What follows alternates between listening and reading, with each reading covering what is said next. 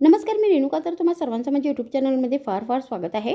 तर तुम्हाला अगर रोज रोज एकसारखा तेलकट नाश्ता खाऊन कंटाळा आला असेल, तर आज मी तुमच्यासाठी एकदम ऑइल फ्री अशी फारच चविष्ट नाश्त्याची रेसिपी घेऊन आलेली आहे, जी तुम्हाला नक्की आवडेल.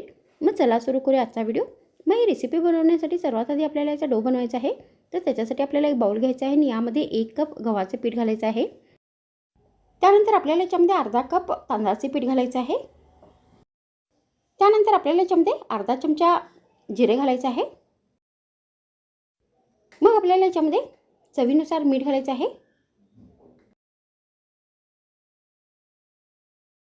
त्यानंतर आपल्याला याच्यामध्ये चवीनुसार लाल मिरची पावडर घालायची आहे.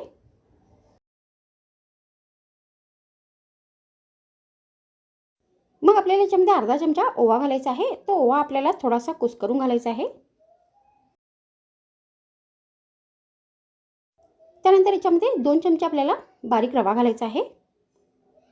मग यामध्ये आपल्याला अर्धा कप बेसन घालायचं आहे.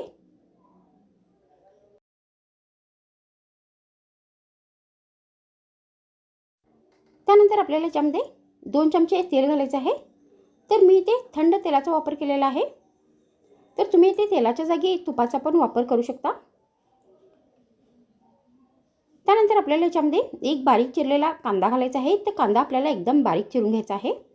आणि आता या सर्व साहित्यांना व्यवस्थित आपल्याला मिक्स करायचं आहे. तर हे सगळे साहित्य व्यवस्थित मिक्स झाले पाहिजे. तर आता इथे हे सगळे साहित्य व्यवस्थित मिक्स झालेले आहेत. मग आपल्याला याच्यामध्ये थंड पाणी घालून हे पीठ आपल्याला आता मिक्स करायचं आहे. तर हे पीठ आपल्याला मळायचं नाही आहे, फक्त हाताने मिक्स करायचं आहे. तर पाणी कमी पडल्यास आपल्याला याच्यामध्ये थोडे थोडे पाणी घालायचं आहे आणि हे सगळे साहित्य व्यवस्थित मिक्स करून घ्यायचे आहेत. तर या पद्धतीने त्यानंतर आता आपल्याला हे पीठ 10 मिनिटांपर्यंत असेच भिजण्यासाठी ठेवून द्यायचं आहे. तर आता इथे 10 मिनिट झालेले आहेत आणि हे पीठ आता भिजले आहे.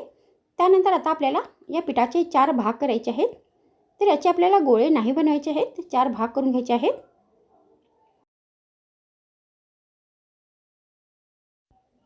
आणि अशा गोल आकारमध्ये हे पीठ आपल्याला थापून घ्यायचे आहे. तर अशाच पद्धतीने हे चारही पण आपल्याला जे गोळे आहेत ते थापून घ्यायचे आहेत.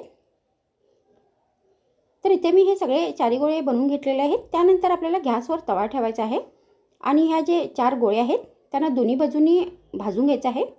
तर यांना आपल्याला अजिबात तेल नाही लावायचं आहे.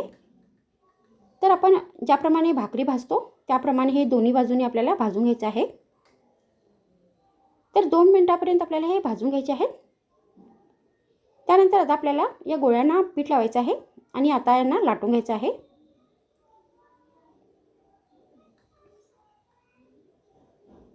तर आपल्याला यांना फार पातळ नाही लाटायचं आहे, जाडसर लाटायचं आहे.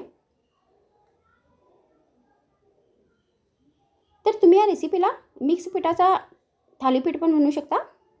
तर अशा पद्धतीने हे सगळे थालीपीठ आपल्याला लाटून घ्यायचे आहेत आणि त्यानंतर आता तव्यावरती हे भाजून घ्यायचे आहेत. तर आता इथे एका बाजूने हा धपाटा भाजलेला आहे. त्यानंतर एका बाजूने आपल्याला तेल नाही तर तूप लावायचं आहे आणि हा जो थालीपीठ आहे तो परतून घ्यायचा आहे. आणि अशाच पद्धतीने दोन्ही बाजूनी व्यवस्थित हे जे थालीपीठ आहेत ते भाजून घ्यायचे आहेत. तर अशा पद्धतीने तुम्ही ही रेसिपी बनवून गरमागरम दह्याबरोबर नाही तर लोणच्याबरोबर नाश्त्यामध्ये सर्व करू शकता. आणि हे खराब पण होणार नाही. तुम्ही एकदा बनवून ठेवल्यास हे 2-3 दिवस चांगले राहतील. तर तुम्ही असे पण सर्व करू शकता, नाहीतर यांना कट करून चौकोनी आकारमध्ये या त्रिकोणी आकारमध्ये पण यांना तुम्ही सर्व करू शकता. तर मग आजच्या व्हिडिओमध्ये इतकेच. पुन्हा भेटूया आणखीन एक नवीन व्हिडिओमध्ये.